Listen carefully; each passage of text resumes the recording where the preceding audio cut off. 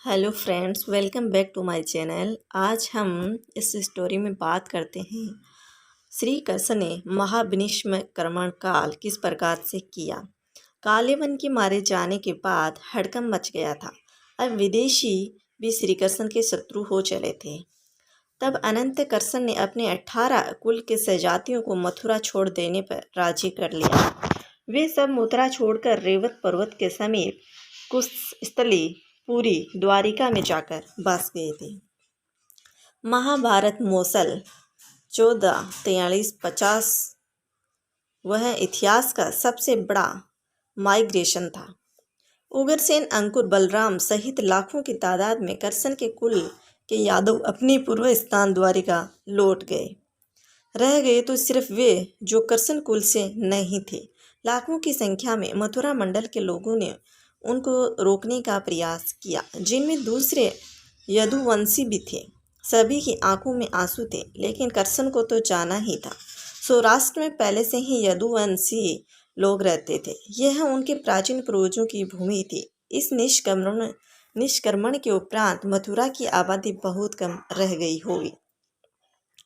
कृष्ण के जाने के बाद मथुरा पर जरासंध का शासन हो गया था। ऐसा विनिष्क्रमण काल हुआ था। सबको द्वारिका छोड़ना पड़ा था। जो कृष्ण की जाति के लोग थे, द्वारिका में जाकर के वो बस गए थे। द्वारिका में रहकर कृष्ण ने सुखपूर्वक जीवन बिताया। यहीं रहकर उन्होंने हस्तिनापुर के राजधानी में अपनी गतिविधियां बढ़ाई और 8 स्त्रियों से विवाह कर एक नए कुल साम्राज्य की स्थापना की। द्वारिका बैकुंठ के समान ही थी।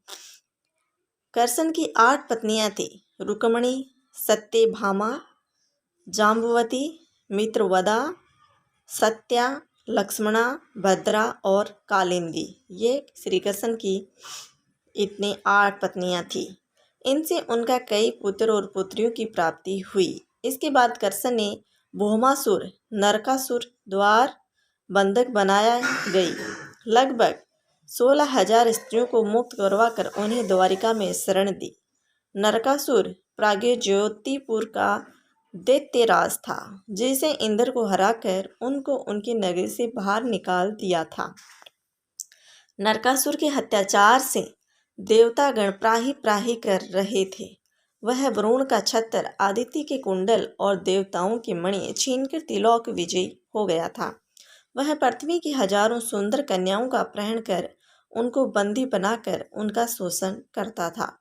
मुक्त कराई गई ये सभी स्त्रियां कृष्ण की पत्नियां या रखेल नहीं थी, बल्कि उनकी सखियां और शिष्या थी, जो उनके राज्य में सुखपूर्वक स्वतंत्रता पूर्वक अपना अपना जीवन यापन अपने तरीके से कर रही थी। पांडुओं से कृष्ण की मुलाकात होती है। एक दिन पंचाल के राजा द्रुपद द्वारा द्रौपदी स्वयंवर का आयोजन किया गया। उस काल में पांडव के वनवास के 2 साल में अज्ञातवास का 1 साल बीत चुका था। कृष्ण भी उस स्वयंवर में गए थे। वहां उनकी बुआ कुंती के लड़के पांडव भी मौजूद थे। यहीं से पांडवों के साथ कृष्ण की घनिष्ठता का आरंभ हुआ। पांडव अर्जुन ने मत्स्य भेद कर द्रौपदी को प्राप्त कर लिया था और इस प्रकार अपनी धनुर्विद्या का कौशल अनेक देश के राजाओं के समक्ष प्रकट कर दिया था। अर्जुन की इस कौशलता से श्री कृष्ण बहुत प्रसन्न हुए। यहीं उन्होंने पांडवों से मित्रता बढ़ाई और संन्यास की समाप्ति के बाद वे पांडवों के साथ हस्तिनापुर पहुँचे थे। क्रूरराज धृतराष्ट्र ने पांडवों को इंद्रप्रस्थ के आसपास का प्रदेश दे रखा था। पांडवों ने कृष्ण के द्वारिका निर्माण संबंधी अनुभव का लाभ उठाया। उनकी सहायता से उन्होंने भी जंगल के एक भाग को साफ करवाकर इंद्रप्रस्थ नगर को अच्छे और सुंदर ढंग से बसाया था। इसके बाद कृष्ण द्वारिका लौट गए। फिर एक दिन अर्जुन त्रिघाटन के दीरान द्वारिका पहुंच गए। वहां कृष्ण की बहन सुभद्रा को देखकर वे मोहित हो गए।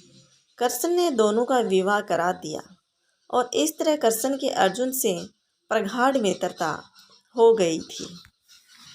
अर्जुन से अच्छी मित्रता होने के बाद अर्जुन जो कौरव पांडव थे वो सारे कृष्ण की बुआ के बेटे थे।